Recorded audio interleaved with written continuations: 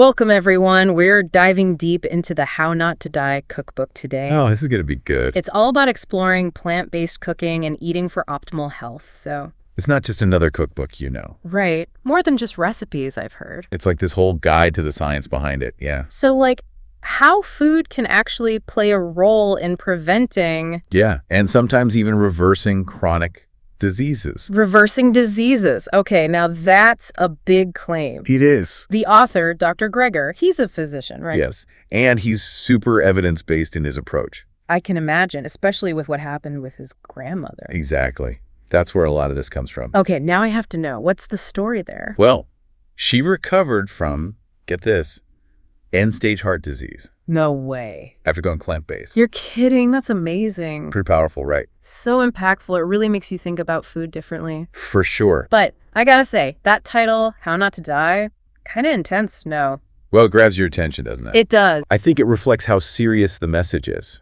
That's true. He doesn't sugarcoat it. Not at all. So how does the cookbook make this, like, actionable? Good question. It's not just about avoiding certain foods, is it? Nope.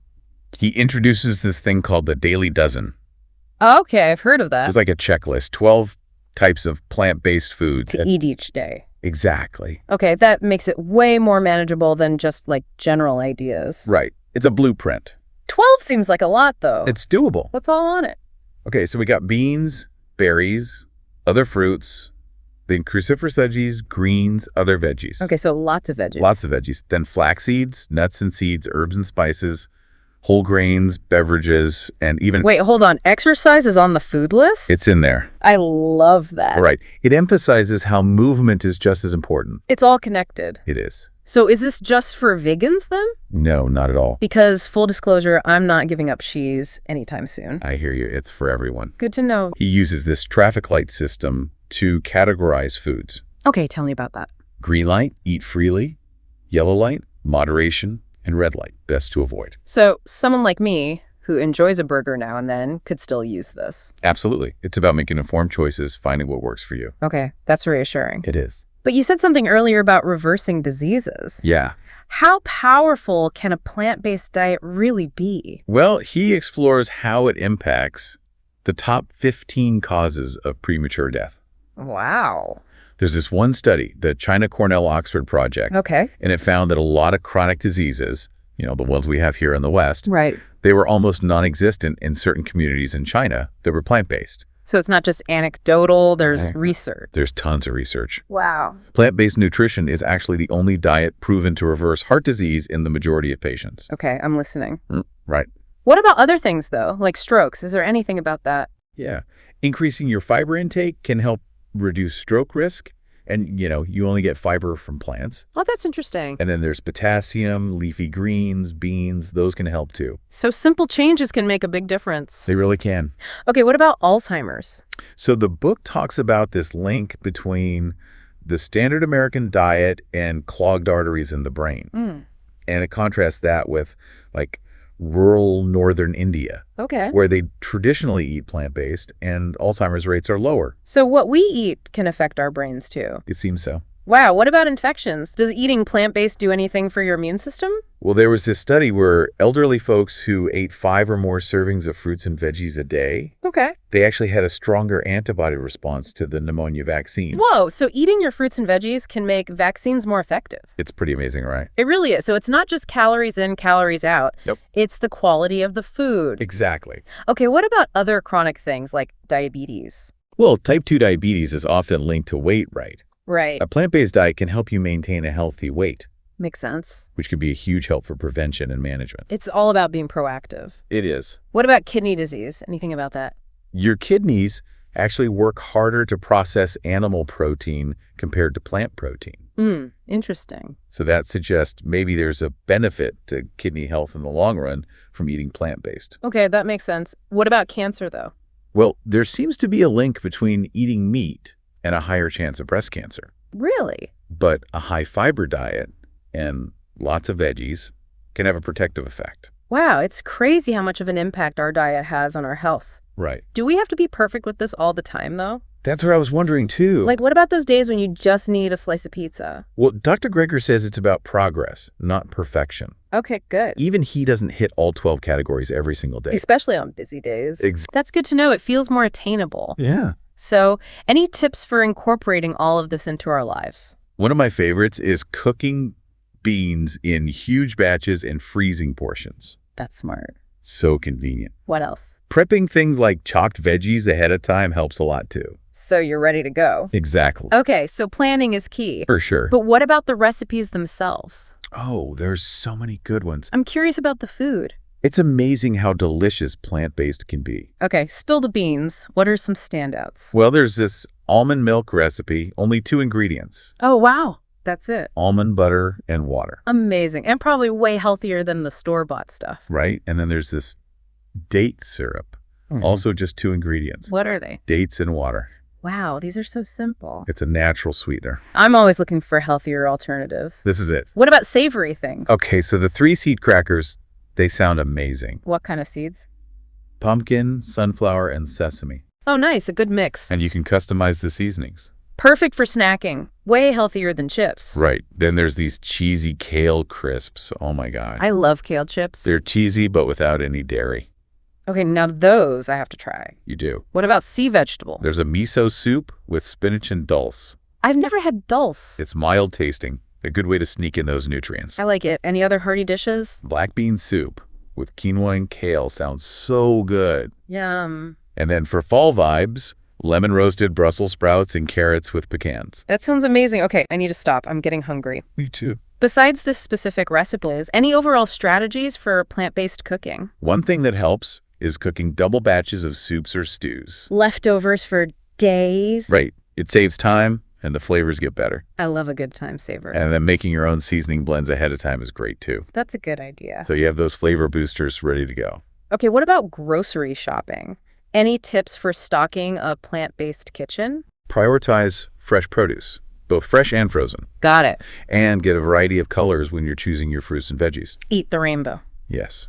And for budget-conscious folks, the book recommends the bulk aisle for things like grains, beans, nuts, seeds, that kind of thing. That's a great tip. Makes healthy eating more accessible. Definitely. Okay, before we wrap up this part of our deep dive, I have a question for you to think about. Okay. If you had a set budget for food each day, would you spend it on, like, nutrient-poor foods? Or would you invest in meals that really nourish your health? That's a good one to ponder. It makes you think about your priorities. It really does. Food for thought. Right. Properly. You know, going back to that daily dozen we talked about, Yeah. I'd love to hear more specifics, like how much of each thing counts as a serving? Right. Like with beans, for example. Yeah, like what exactly is a serving of beans? Well, there's actually some flexibility. Oh, good. You could have a quarter cup of hummus Okay. or a bean dip. That counts. Gotcha. Or half a cup of cooked beans, a full cup of fresh peas, even sprouted lentils.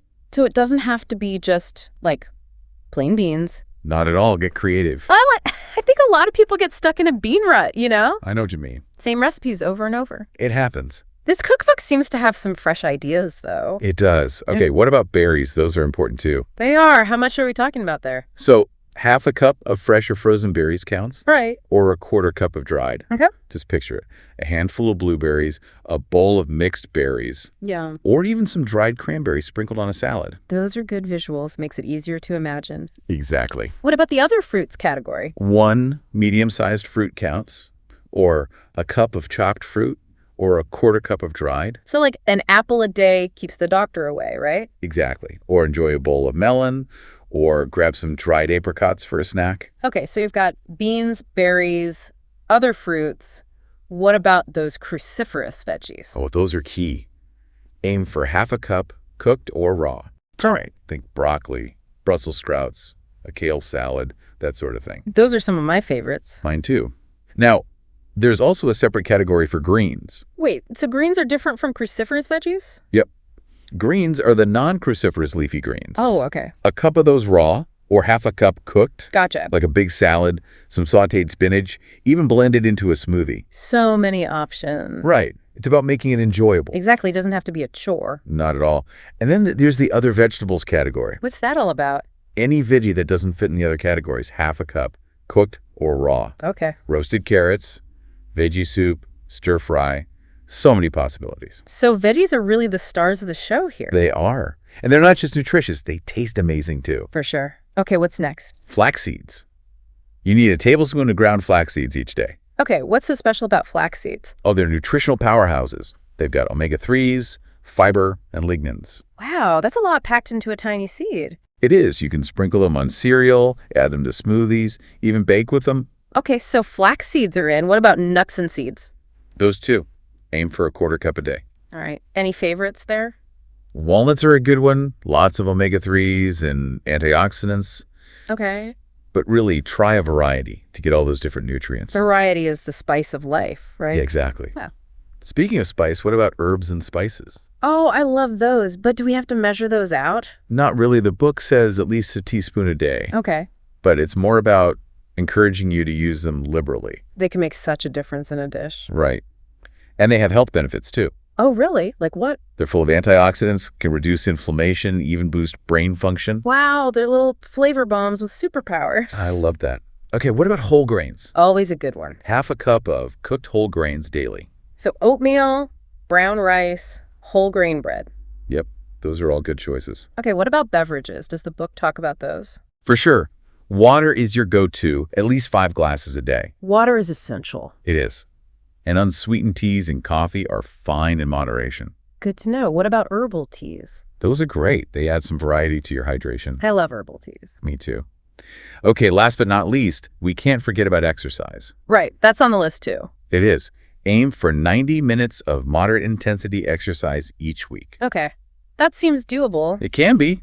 Doesn't have to be super strenuous. Think brisk, walking, biking, swimming, that sort of thing. I know exercise is important, but sometimes it's hard to find the time. I get it, but you can break it up throughout the day. Like how? A walk at lunch, some stretches while you're watching TV, take the stairs instead of the elevator. Little things add up. Those are good tips. I can definitely try that. It's all about finding what works for you. So we've covered the Daily Dozen in detail. We have. It's a pretty comprehensive guide to healthy eating. It is. But how does this all translate into actual meals? Well, the cookbook is packed with recipes. I'm ready to hear about them. They're amazing. But first, can you remind me about that traffic light system again? Of course. Green light foods are your go-to, the foundation of your plant-based diet. Like all the fruits, veggies, beans, those things. Exactly. Then we have yellow light. Those are okay in moderation. So like processed plant-based stuff? Yeah, like veggie burgers, plant-based milks, or things like fish and eggs. Okay. It's about balance. Gotcha. And then red light is what we're trying to avoid. Right. Those are the ultra-processed foods, lots of added sugars, unhealthy fats, that sort of thing. So sugary drinks, fast food, packaged snacks, all that. Yep. Those are the ones to watch out for. It's a good visual, that traffic light system. It is. Helps you make better choices. Exactly. So it's all about making informed choices, but beyond all these tips and guidelines, what's your biggest takeaway from this cookbook? Good question. I think it's that healthy eating doesn't have to be boring or restrictive. Yeah. It can be fun and delicious. I like that. It's about celebrating all these amazing plant-based foods It really is. and enjoying the journey to better health. That's a great way to put it. But before we move on, I have a question for you to think about. Okay, I'm listening. If you could choose just one recipe from this cookbook to try tonight, what would it be and why? So let's talk recipes. I'm ready to hear about some of the standouts from the How Not to Die cookbook. Oh, there are so many good ones. Where do we even begin? Well, we talked a lot about beans, We did. and I'm curious to see how the cookbook uses them. Yeah. Because sometimes, I get stuck in a rut, Cool. eating the same bean dishes over and over. I hear you. So what kind of creative bean recipes are in there? Okay, well, there's this black bean gazpacho salad. That sounds incredible. Gazpacho, that's interesting. Usually that's tomato-based, right? Exactly. But this one uses black beans. Okay, that's a fun twist. And perfect for summer. It does sound refreshing. What else? Oh, these smoky roasted chickpeas sound amazing. Roasted chickpeas. I've never tried those. They're like a healthy snack, instead of chips. Oh, I get it. Much better for you. Way better. Smoked paprika and all these other spices. Okay, I'm sold. What about breakfast? Breakfast. Are there bean recipes for breakfast? There are. This burrito breakfast bake sounds so good. What's in it? Black beans, veggies, tofu scramble, all spiced up. Okay, that sounds pretty hearty. And it's baked, so warm and comforting. Definitely a good way to start the day. What about different kinds of beans? Oh yeah, it's not all just black beans and chickpeas. Good. There's this lemony hummus recipe that uses gigantes. Gigantes, what are those? They're big white beans, super creamy, Okay. and has lemon zest, so bright and flavorful. I love lemon. I'll have to try that one. You should. What about something more like global? Ooh, I love exploring different cuisines. Well, there's this chickpea and vegetable tagine recipe. Tagine, that's Moroccan, right? It is so flavorful with all those spices, cumin, ginger, cinnamon. Oh my gosh, that sounds amazing. It is. And chickpeas are the star of the show. I love how versatile beans are. Me too. Okay, but what about comfort food? Comfort food. Can beans be comforting? They can. Yeah. There's a yellow rice and black beans with broccoli recipe. Okay, that does sound comforting. It's like a one-pot dish, perfect for a weeknight. Simple and satisfying. Exactly. So beans can be healthy and comforting. It can be anything. There's also these curried chickpea wraps. Chickpea wraps. Those sound intriguing. They're filled with this creamy chickpea mixture, lots of curry powder. Okay, now I'm really getting hungry. Me too. It's amazing how many ways you can use chickpeas. It really is. Well, we've covered a lot of ground in our deep dive into the How Not to Die cookbook. We have. From the science behind plant-based eating to all these delicious recipes. Been a journey. It has. But before we go, I have to ask, which recipe are you trying tonight? You know, after all this talk about chickpeas, I think I have to go with those smoky roasted chickpeas. I can't blame you. Those do sound good. They do. And they're a perfect example of how healthy eating can be both delicious and convenient. It's all about finding that balance. Exactly. Well, that brings us to the end of our deep dive. We hope you've enjoyed exploring the world of plant-based cooking with us. We hope you feel inspired to try some of these recipes. Remember, it's not about being perfect. It's about making progress. One step at a time. Start small, experiment, and most importantly, enjoy the journey to a healthier you. Cheers to that.